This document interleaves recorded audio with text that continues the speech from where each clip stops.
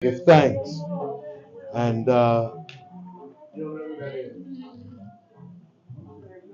it's good to see everyone in the house.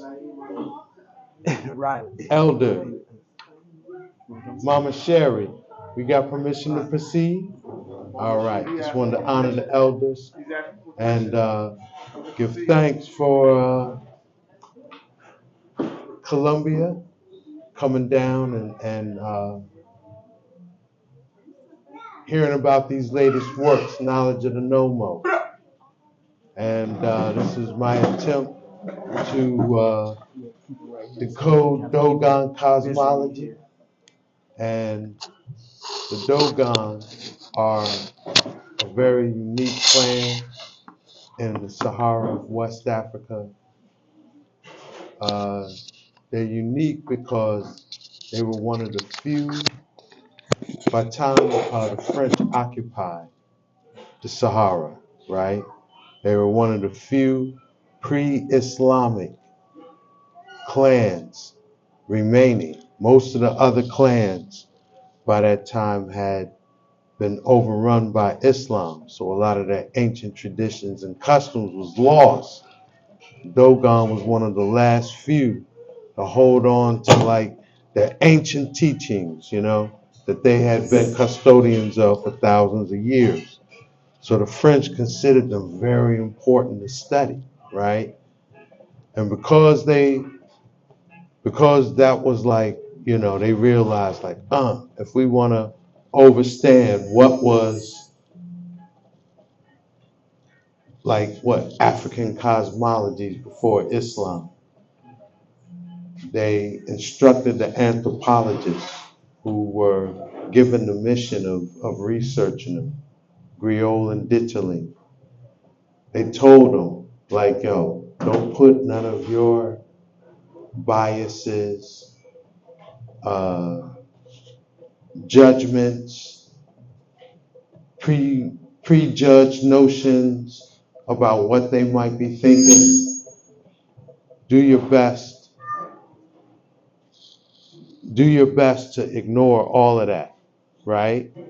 And just record what they say without putting anything else on it, right?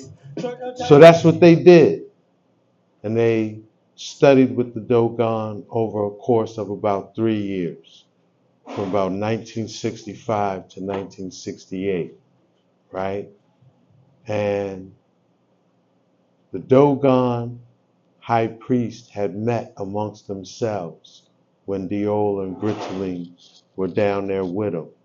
And they decided amongst themselves, like, this is a critical time that the whole world is in, right? And that, traditions and teachings that they had had for thousands of years, that before you would have to get initiated to, learn these things. You know what I mean? They decided now is the time to reveal it all to the world, to these uninitiates. And that's what they did.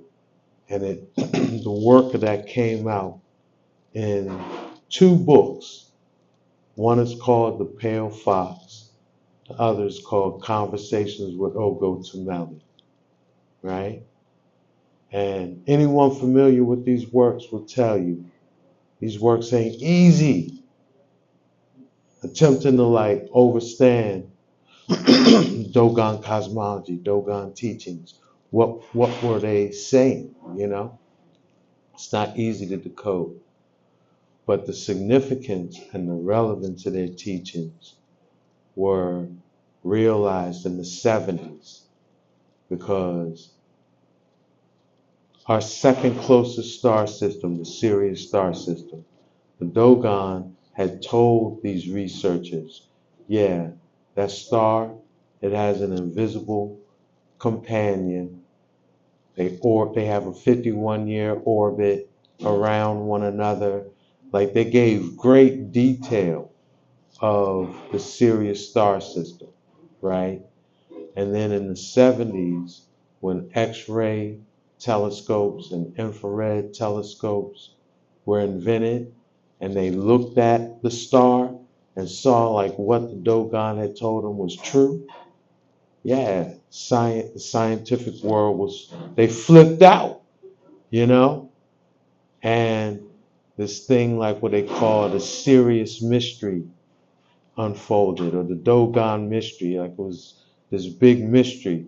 How did these Africans in the middle of the Sahara, without the use of any technology, right, know that there were these invisible star companions to the star Sirius, right?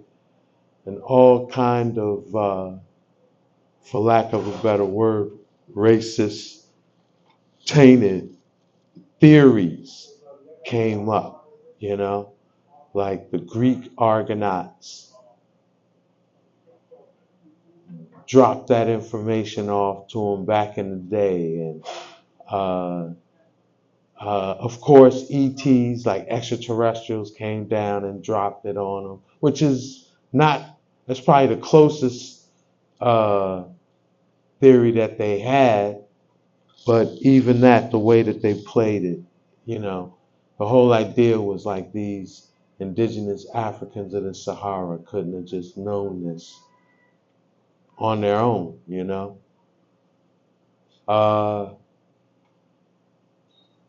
so of course, this serious mystery, this Dogon mystery, the angle that they was coming at it, it prevented them from really knowing the truth, right? But even beyond that, looking at the rest of what the Dogon said about the entire galaxy, about the cosmos, you know, and take that as truth. And, you know, they just released the Webb telescope. They just launched the Webb telescope this year, right? With the hope of peering back to the Big Bang itself, you know, or the beginning of creation, where, you know,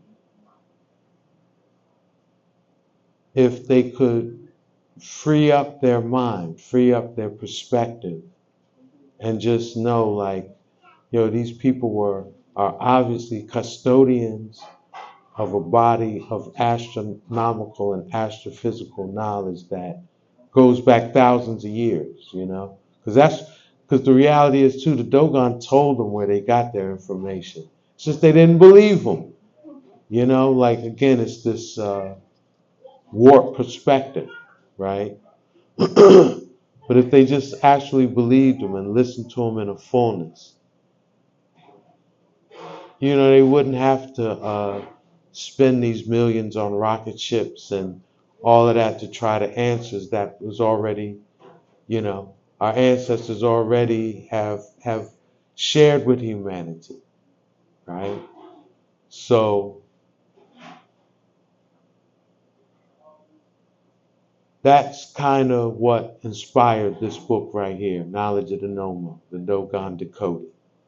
You know, I took their word for what it is. You know, I believe them. I know they know who they are. You know what I'm saying? So why doubt them?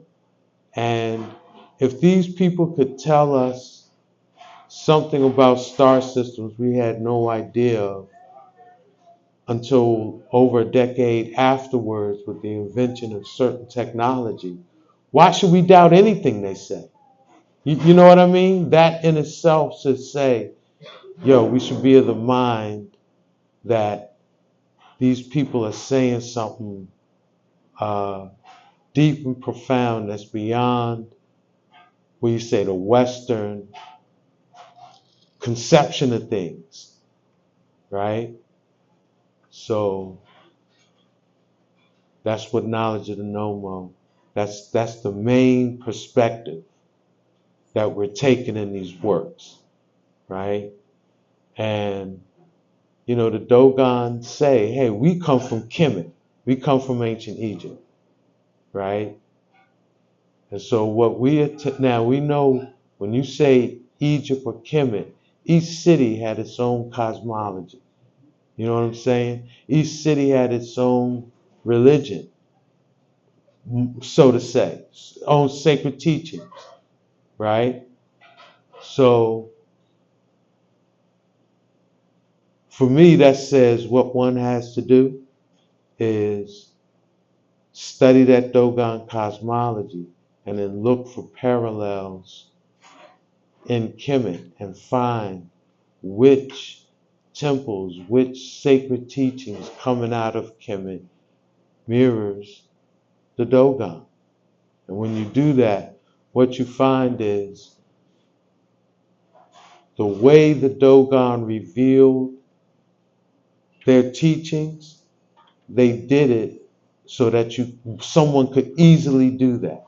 Because like we said, there's two books, Conversations with Ogo Tameli and The Pale Fox, right? Both like Conversations with Ogo Tameli, almost word for word, you can find on the sacred temple of Khonsu in Thebes.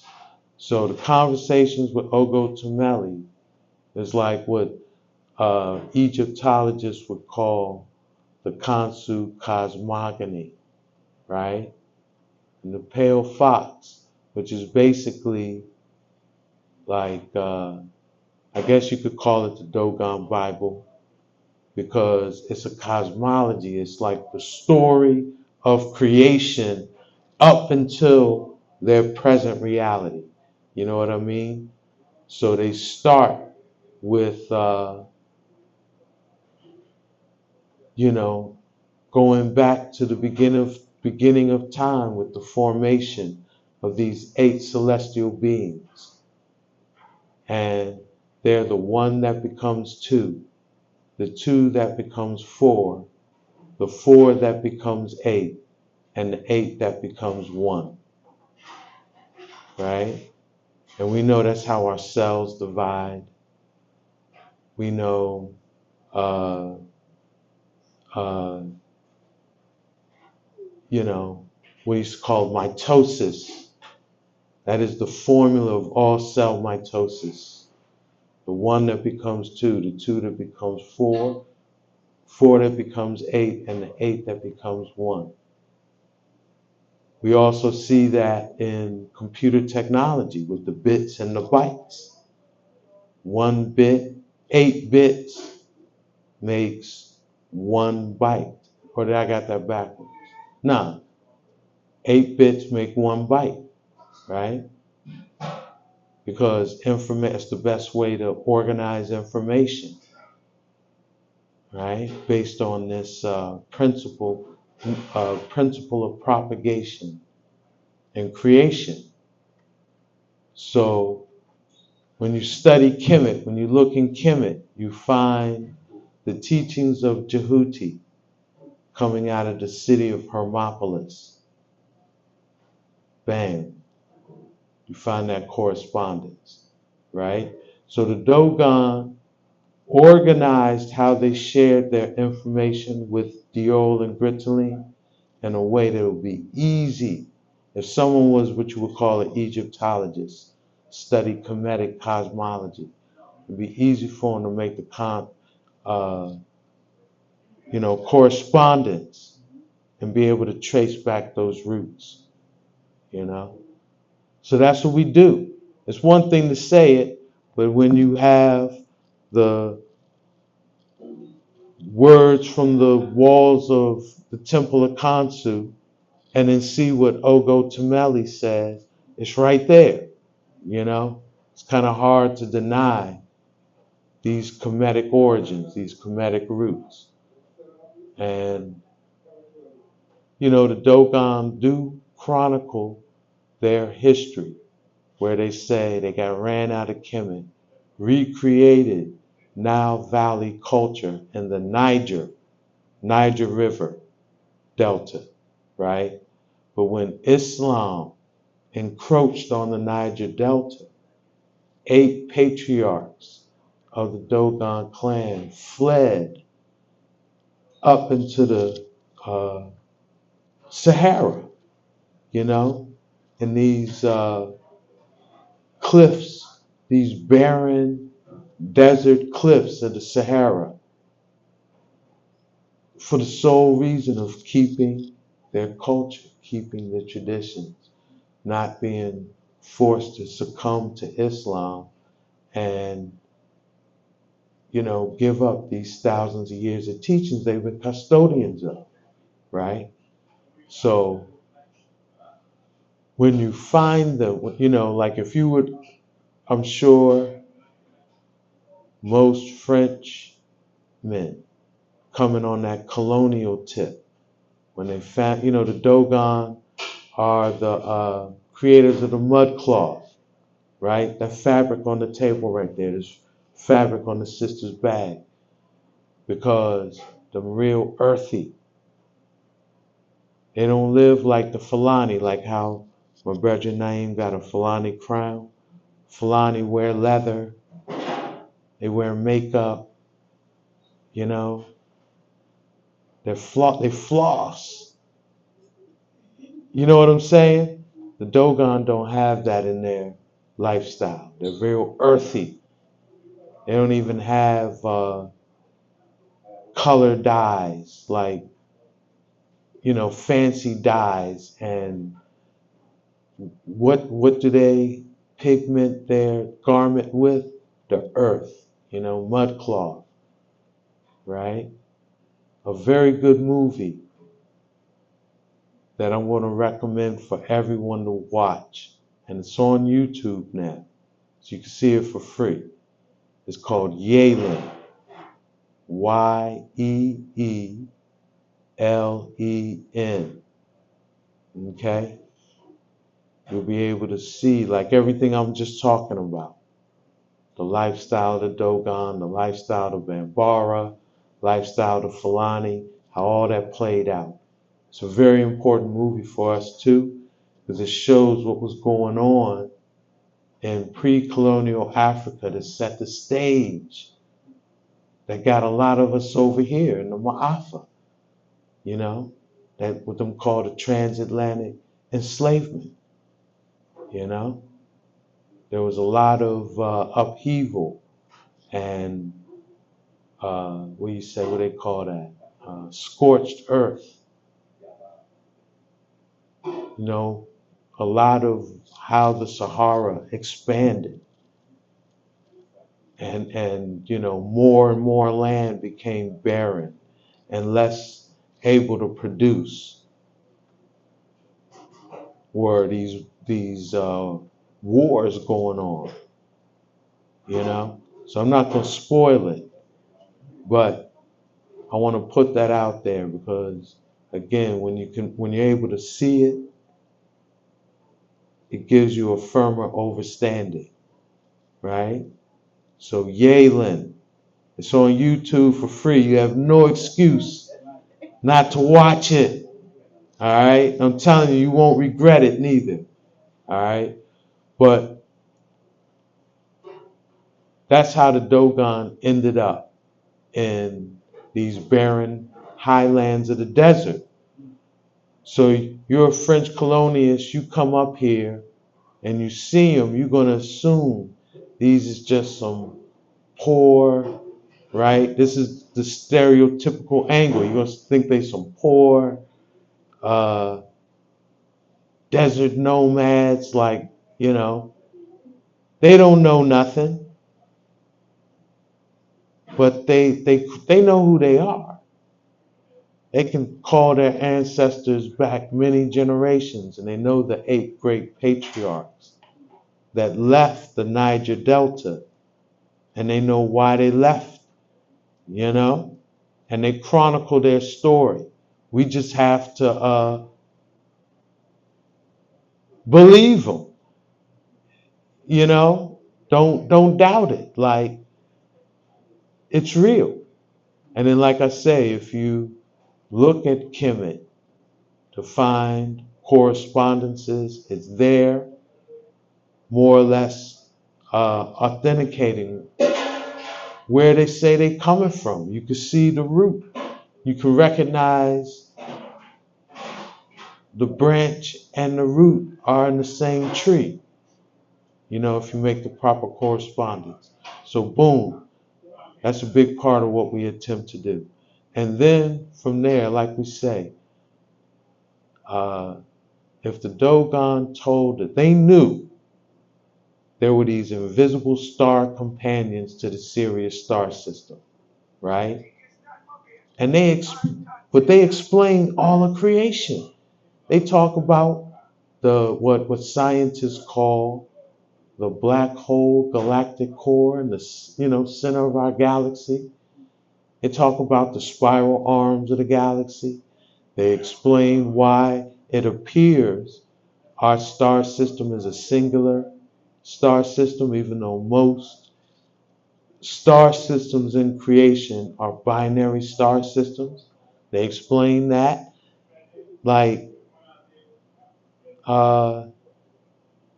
they explain so much, but it seems like because, again, this warped angle, this warped perspective that one's had on the Dogon, that they couldn't really notice. They couldn't have really known this thing. You know what I mean? They ignored everything else they said. So that's the second half of what we attempt to do. We show that they knew about what y'all call the black hole, which they call the Po. And they say it's invisible and inaudible, but it's the source of all light and sound. And it's at the center of all things, and it has the fastest rotation and the strongest, like, love force gravity. All of these things astrophysicists will say about the galactic core.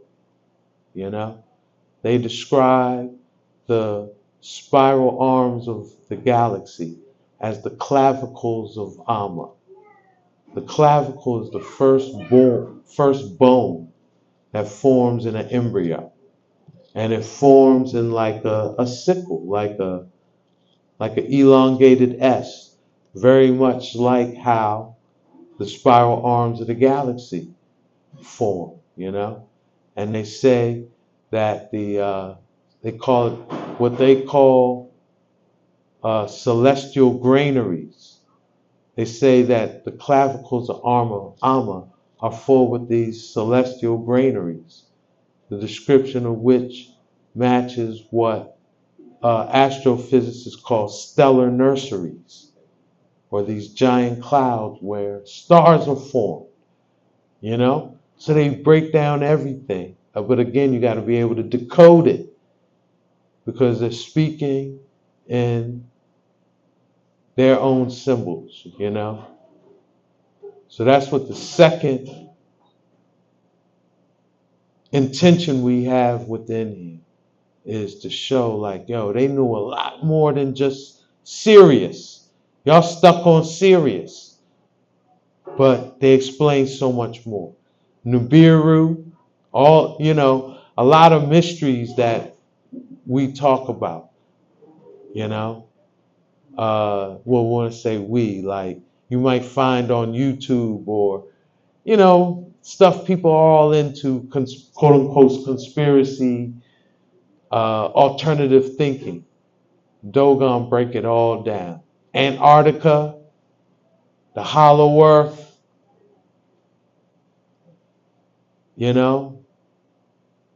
So that's what we look at with knowledge of the nomo, the Dogon Decoded.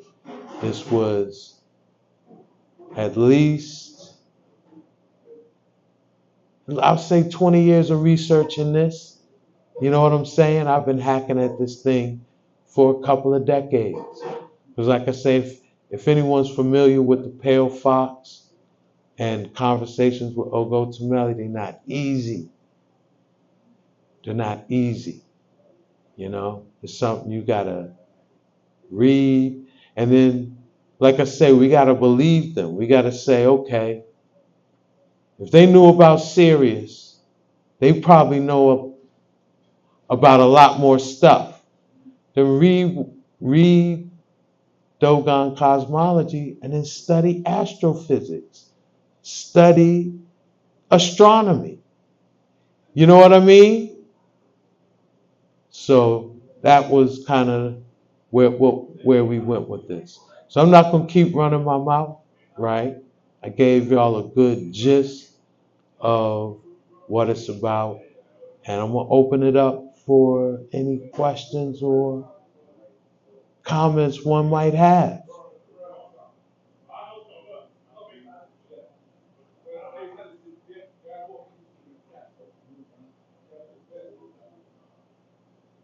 Well, conversation with Ogo Tomele and Del Fox. You said those are the two primary sources of Coolys information from, right?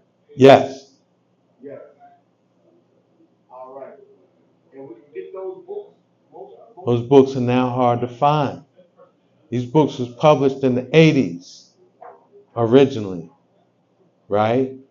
That's like damn near 40 years now, right? So they're not as easy to find. Where'd I see the Pale Fox? Oh, that was down in Florida. We was in South Florida and I saw it in a culture shop down there. They might be online. I'm not sure, but if my guess, you know how rare, if you look for rare books on Amazon and they are very expensive, that's how these books are going to be. Ogotemeli. Ogo Tomele. Ogo Tomele, yes. Conversations with Ogo Tomele, yes. And then, like I said, Ogo Tomele revealed to Grial and Ditcherling towards the end of like how they had been meeting.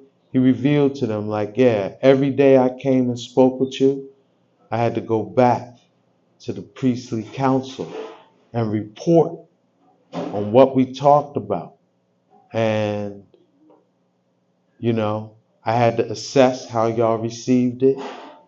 I had to listen to what else they wanted me to reveal, what they wanted me to, you know, hold close to, right? So they were very conscious. I'm saying that to say they were very conscious on what they revealed and the timing. Why? Why? My feeling is because of this right here. You know, they wanted us to be able to get a hold of this information. And when y'all see Yalen, you'll overstand even deeper because, like I said, the conditions that were in Africa that manifested us being here, all that plays out. And they witnessing it, they seeing it, and they making prophecies on it. And they talk about that, and you know, all that gets played out in the movie, right? So they know who we are, they know where we're at, and they knew if they released, like I said, they were custodians of this information for thousands of years, right? And custodians of this information for thousands of years. And the only way you could get it back in the day was that you be initiated. They weren't just like putting it in a book for anyone with $40 they could get. You know what I'm saying? You had to show the moral character and integrity that you could receive this information and be a rightful custodian of it, right? So that's always been another driving question for myself. Why did they reveal it at this time? What was the intention? And my feeling is a couple. One, they wanted it to get into our hands.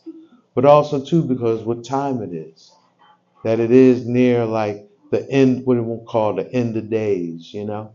Like if there's any time this information is relevant, it's now, right?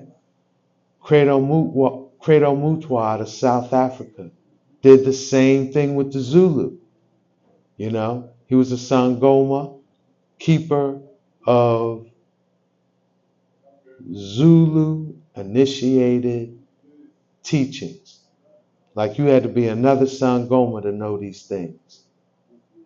And he felt like, yo, it's time I reveal it to the world, you know? And the man was persecuted for that too. You know, other Zulu gave him a hard time for that. You know, he violated major protocol, you know? Whereas in contrast to the Dogon, where the whole priesthood agreed, like, yeah, we're going to do this, but we're going to be wise in how we do it. So like we say, Ogo Tameli, he had to go back every night after he met with them, having his conversations, and he would have to report. We went over ABC 1, 2, 3. How did he respond? This is how he reacted, da, da, da, da, da. And then based on that, they would guide him how to proceed the next day, you know?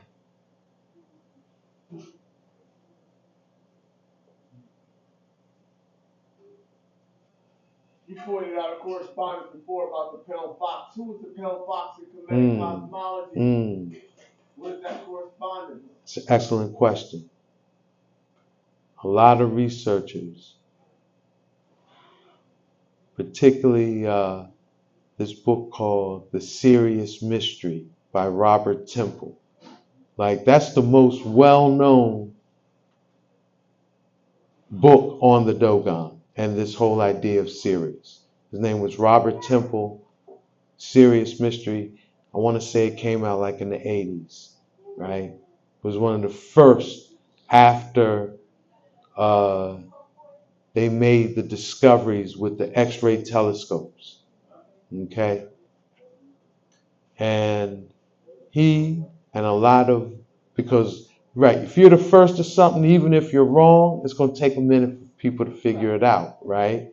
So you the first, it's like people going to ride on your thing. They're going to build on your thing, right? So there was a lot of researchers that said Anpu or Anubis, the black jackal, was the Kemetic figure that corresponded to the pale fox, right? But that never added up to me for a couple of reasons. When you read Anpu in Kemetic cosmology, for lack of a better word and just simplicity for the reason we're talking about, right? You could say Anpu was a good guy. Anpu was, as the black jackal would like weigh your heart to see if your heart was as light as a feather. If not, he would devour you, right?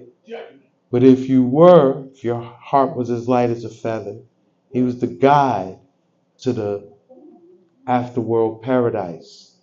Gracious guy, you know? When you read about the pale fox was the agent of chaos from the moment he was born, you know? He jumped out of the celestial granary. He jumped out of the womb, his celestial womb, before he was due, you know, being impatient and disobedient. And this was his nature and his character from birth. And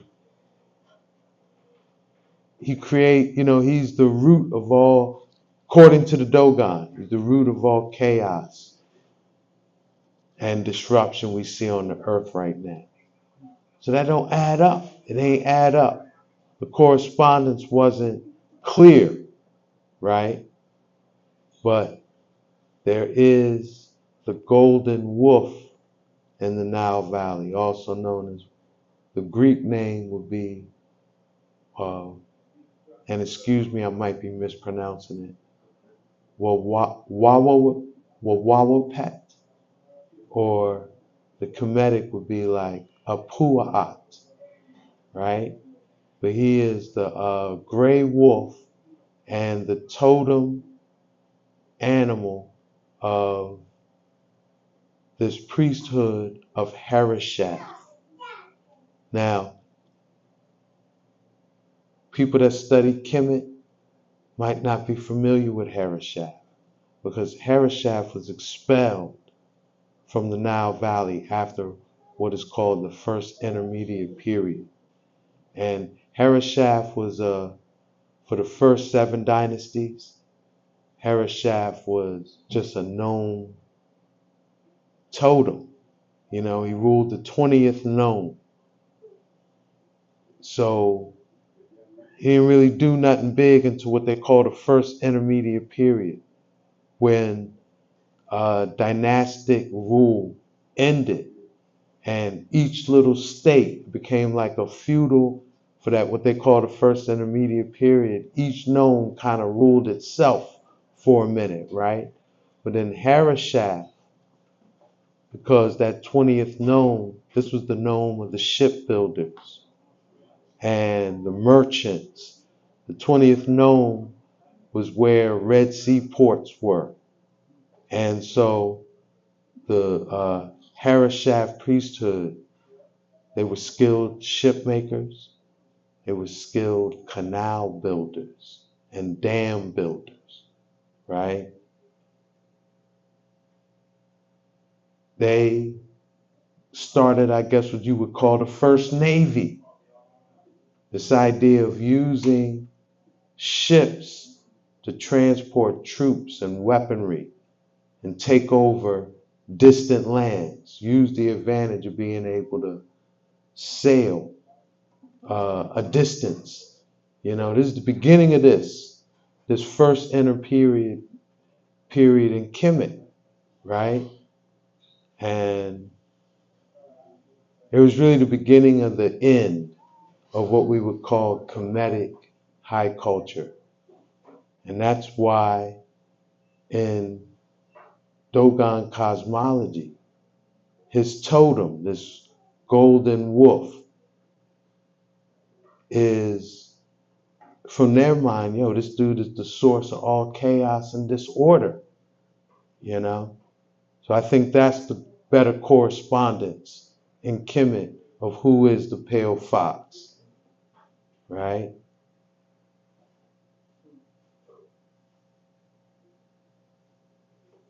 Yes, I. So, we could run some tunes.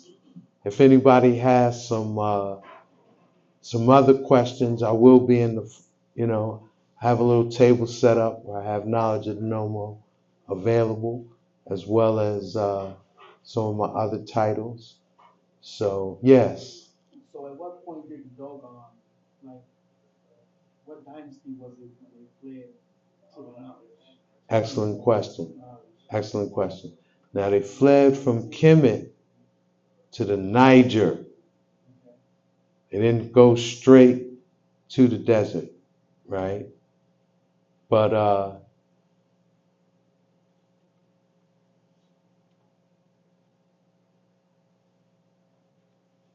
it's recorded that their patriarch,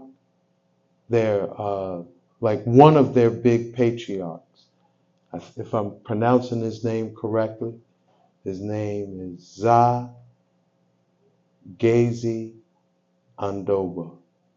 And he's the founder of Ghana, Taganet. And that occurred in what would have been like the Persian and Greek occupations of the Nile. So that's what you're talking about, around 500, 400 BC. Okay? Zabezi Angoba, Goma. Yeah, I think that's the patriarch's name. So within Dogon cosmology, they have recorded the founding of Ghana. They say one of their ancestors, one of their patriarchs, found, you know how you got Ghana, Mali, Songhai, right? Their ancestor founded Ghana. And Ghana was a Judaic kingdom where Mali and Songhai were Islamic, right? And that's one thing too, when you study Dogon cosmology, a lot of it corresponds to what you see biblically, you know, where the nomo would be the biblical Elohim. And yeah, so I just wanted to point that out as well. Nomo would be the Elohim. I would think so. Yeah. The 7 plus 1, the 8.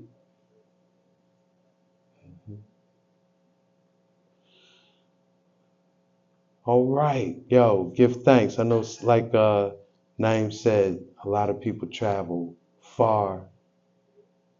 We don't got nothing but travelers up in here, man. Yeah. We are only local cats. Huh? The Columbia native. Everybody else up in here came from afar. Right. Colorado, Florida, South Carolina. All right.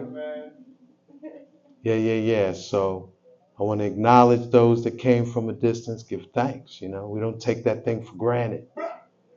And I got all the travelers, I got a free crystal for y'all at the back, all right? So let's run some tunes. I'm signing them, you know, in the back. Yeah, and give thanks, Coolys, for opening up the space. Give thanks, Ras Naeem, for, yeah. As Ras says, angels do dwell amongst men, right? And so use that earth angel that opened up this portal. Give thanks for that. And yes, I love and respect.